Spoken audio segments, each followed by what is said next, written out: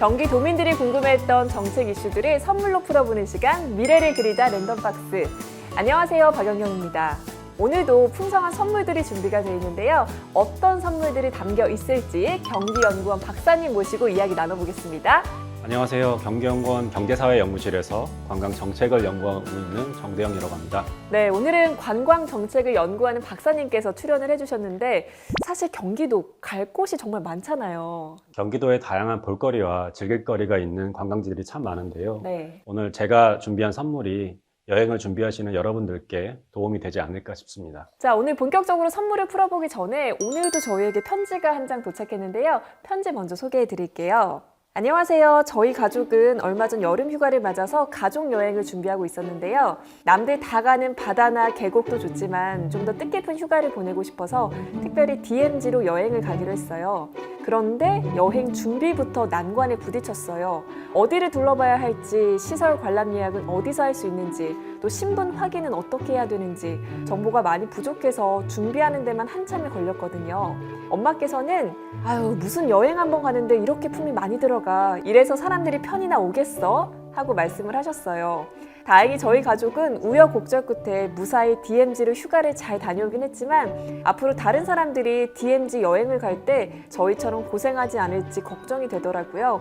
어떻게 하면 좀 더 편하게 DMZ 여행 다녀올 수 있을까요? 라고 편지를 좀 보내주셨습니다. 사실 DMZ 하면은 뭔가 좀 경비가 삼엄하고 일반인들이 못 들어갈 것 같은 인상이 있는데요. DMZ로 여행을 가시는 분들도 꽤 계시더라고요. DMZ는 세계에서 유일한 분단국가의 현실을 체험할 수 있는 곳인데 네. 내국인은 물론 외국인들도 많이 방문하셨습니다.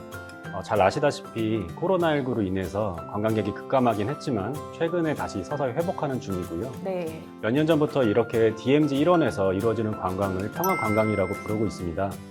오늘은 이 DMZ 평화관광을 더욱 가치 있고 편리하게 즐기고 싶은 분들을 위해서 선물을 준비했습니다. 네, 저도 사실 촬영 때문에 DMZ에 간 적이 있는데 오늘 박사님 얘기를 듣고 어떻게 좀 여행을 하고 관람을 하면 좋을지 저도 좀 참고를 하겠습니다. 자, 오늘도 풍성한 선물이 준비가 되어 있는데요. 첫 번째 선물부터 한번 열어볼게요. 첫 번째 선물은 비둘기 인형이네요. 먼저 DMZ 평화관광의 의의에 대해서 말씀드리고자 그 평화의 상징 비둘기를 준비했습니다. 올해가 정전 70주년이라 더욱 뜻깊은데요. 네. DMZ는 아시다시피 군사 분계선을 중심으로 남과 북 2km씩 총 4km 구간이 서쪽으로는 임진 하구에서부터 동쪽으로는 고성 명오리까지 총 248km의 긴 지역을 말합니다.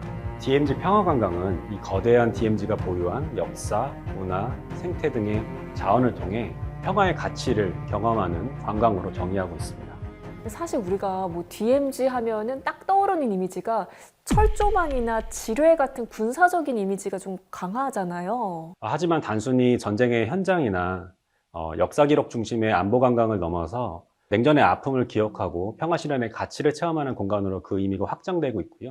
DMZ 내부의 관광 자원뿐만 아니라 DMZ에 인접한 접경 지역의 관광 자원까지도 네. 경험하는 것으로 그 대상이 확장되고 있습니다.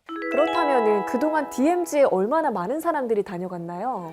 국방부 자료에 따르면 2008년부터 2021년까지 임진각이나 통일전망대와 같은 안보관광지의 총 누적 방문객 수가 3천만 명을 넘었습니다. 3천만 명이요? 네, 이는 연평균으로 따지면 200만 명을 넘는 수준이고요. 생각보다 굉장히 많은 분들이 다녀가셨네요. 물론 이 기간에 2015년 메르스 사태와 2019년 아프리카 돼지열병 그리고 2020년 코로나19로 인해 평화관광이 전면 중단되고 관광객 수가 급감하기도 했는데요. 그럼에도 관광이 재개되면 금방 방문객 수가 회복하는 경향을 보였습니다. 생각보다 많은 분들이 좀 다녀가셨는데 DMZ가 가지고 있는 그 평화에 대한 의미를 많은 분들이 공감하고 또 느끼고 있다는 생각이 듭니다. 두 번째 선물은 이거 추억의 사탕 아닌가요? 네, 맞습니다. 사탕 상자 안에는 다양한 맛의 사탕들이 섞여 있죠. 그렇죠. 네, DMZ에서도 이와 마찬가지로 체험할 수 있는 다양한 관광 상품을 만들어서 더 많은 사람들이 더 쉽게 이용할 수 있도록 한다는 의미를 담았습니다. 그렇다면 실제로 DMZ로 여행을 다녀오신 분들도 그렇게 느끼고 있을까요? 아직은 DMZ를 방문하는데 좀 어려움이 있는 것으로 보입니다. 저희가 DMZ 방문 경험이 있는 국민들을 대상으로 설문조사를 실시했는데요. 네. DMZ 관광 상품에 대한 불만족 요인을 여쭤봤더니 가장 많은 분들이 꼽은 요인이 DMZ 내 관광 활동에 제약이 많아서였고요. 그리고 파문점과 같은 신분 확인들이 굉장히 복잡하잖아요. 네. 그래서 그 다음으로 꼽은 요인이 신분 확인 등 이용 절차가 복잡해서를 꼽았습니다. 그러니까 들어갈 때 은근히 좀 그 절차가 좀 까다롭긴 하더라고요. 네, 맞습니다. 어쩔 수 없긴 하지만 그렇다면 DMZ 관광에 대한 정보들은 어디서 좀 찾을 수 있을까요? 네, 가장 많은 분들이 그 DMZ 관련 인터넷 사이트에서 정보를 습득하셨고요. 그 다음으로는 가족이나 친구와 같은 주변인을 통해서였습니다. 반면 SNS나 또는 정부나 지자체에서 만든 홍보물을 통해서 정보를 습득한 경우는 상대적으로 적은 편이었습니다. 의외의 결과네요. SNS에 좀 많이 정보가 있을 것 같은데 그렇다면 DMZ 관광을 다녀오신 분들은 어떤 프로그램을 더 체험하고 싶다 이렇게 말씀하신 게 있을까요? 많은 분들이 DMZ 생태 체험이나 평화놀이길 걷기와 같은 탐방 프로그램을 선호하셨고요. 특히 5, 60대 여성층에서 이러한 경향이 두드러졌습니다. 또한 DMZ 개방이 확대된다면 어떤 컨텐츠 도입을 원하는지도 여쭤봤는데요. 네. 가장 많은 분들이 생태 탐방로 조성을 꼽으셨습니다. 근데 우리가 일반적으로 DMZ 관광이라고 하면은 사실 안보 관광 개념으로 많이들 생각을 하는데 이제는 생태적인 환경이나 또 문화적인 부분으로도 인식이 좀 바뀌는 것 같아요. 연령대에 따라서도 조금 생각이 다를 것 같은데요. 그래서 저희가 연령대별로 DMZ 평화관광의 참여 의향에 대해서도 여쭤봤는데요. 네. 특히 20대가 참여 의향이 낮았습니다. 그 이유가 있을까요? 네, 아무래도 전쟁의 역사나 통일에 대한 관심이 20대가 상대적으로 낮다 보니까 이러한 결과가 나타난 것으로 보이고요. 이를 좀 보완하고 20대의 참여 의향을 높이기 위해서는 DMZ 내에서 이루어지는 문화 또는 생태 프로그램을 좀 확대할 필요성이 있고요. 그리고 이 홍보 측면에서 20대가 공감하는 숏폼 컨텐츠나 SNS 등을 통해 조금 더 DMZ에 대한 관심을 높이는 게 중요할 것입니다. 다양한 연령층의 그런 관광객들을 수용하기 위해서는 맞춤별로 좀 흥미를 끌만한 그런 관광 요소가 있으면 좋을 것 같아요. 네, 맞습니다. 네. 마지막 선물이 기다리고 있습니다. 마지막 선물은 화분이네요. 꽃 화분. 이거 어떤 의미가 담겨 있을까요? 꽃을 잘 키우기 위해서는 네. 저희가 물도 잘 주고 비료도 잘 줘야 되겠죠. 역시 마찬가지로 DMZ 평화관광 역시 정부나 지자체가 컨텐츠 개발이나 인프라 구축 등에 대한 지원을 더 강화할 필요성이 있다는 것을 담았습니다. 사실 지원이라고 하면은 굉장히 좀 방대하잖아요. 구체적으로 어떤 것들이 있을까요? 예, DMZ는 아무래도 북한하고 맞닿아 있다 보니까 불확실성이 굉장히 높은 편인데요. 이러한 리스크 때문에 DMZ의 민간 관광 투자가 굉장히 어려운 실정입니다. 관광 인프라 측면에서는 공공이 주도할 필요성이 있고요. 관광 상품 운영에 있어서는 민간이 주도하는 형태로 나아가야 합니다. DMZ 스토리텔링을 통해서 네. 특화 콘텐츠를 개발하고 그 관광 상품화해서 전문성과 노하우를 갖춘 민간 사업체들이 잘 운영할 수 있도록 지원해줘야 되고요. 특히 그 DMZ 평화관광이 네. 지역에게 보탬이 되기 위해서는 주민 참여가 중요한데요. 그렇죠. 지역 주민들을 활용한 관광 해설사를 육성하거나 아니면은 지역 공동체 기반의 관광 사업체를 육성하는 것도 중요합니다. 근데 공공 부문에서 조성할 수 있는 DMZ 인프라 대표적인 예시를 들자면 어떤 게 있을까요? 파주의 캠프 그리브스가 대표적인 사례라고 네. 할 수 있는데요. 경기도가 민통선 지역에 있는 미군 기지를 반환받아서 유스 호스텔과 전시관, 체험관 등이 있는 평화통일 체험시설로 지금 현재 운영을 하고 있습니다. 네. 그리고 최근에 경기도가 국방부로부터 그 캠프 그리브스 부지의 소유권을 이전받아서 2024년까지 역사공원을 조성할 계획이고요.